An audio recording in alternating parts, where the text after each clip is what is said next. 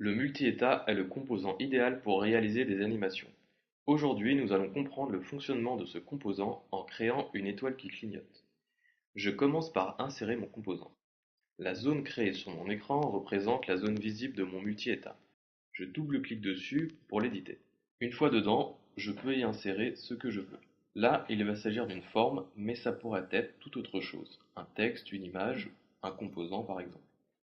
Sur ma gauche, il y a le mode d'édition de mon composant. Il n'y a qu'un seul état pour le moment. Je clique sur Ajouter un état pour en créer un nouveau. Comme pour tous les états, j'ai le choix entre un état vierge et un état basé sur. Je choisis l'état vierge pour qu'il soit entièrement indépendant. Je peux me déplacer comme je veux dans la liste, à gauche, et même changer l'ordre en drag and droppant les états. Dans ma fenêtre propriété, je peux cliquer sur Éditer pour accéder à l'édition du multi-état. L'option est grisée car je m'y trouve déjà. L'interaction utilisateur permet d'enlever toute possibilité pour mon utilisateur d'interagir avec mon composant.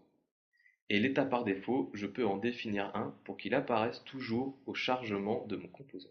Maintenant, j'ai deux états mais sans interaction. Mon composant reste figé sur le premier état. Je me rends donc dans la fenêtre Interactivité. Les options qui apparaissent dépendent de ma sélection. Ici, c'est donc bien adapté à mon composant multi-état.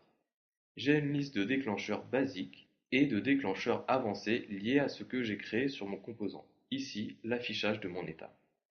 Pour créer une étoile clignotante, je vais choisir qu'à l'affichage de mon état 1, j'affiche l'état 2.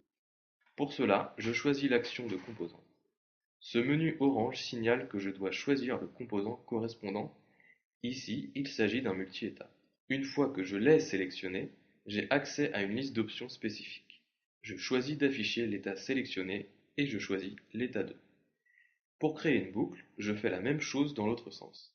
Les déclencheurs faisant l'objet d'une interaction sont signalés par un éclair et l'action est décrite en bas de la fenêtre.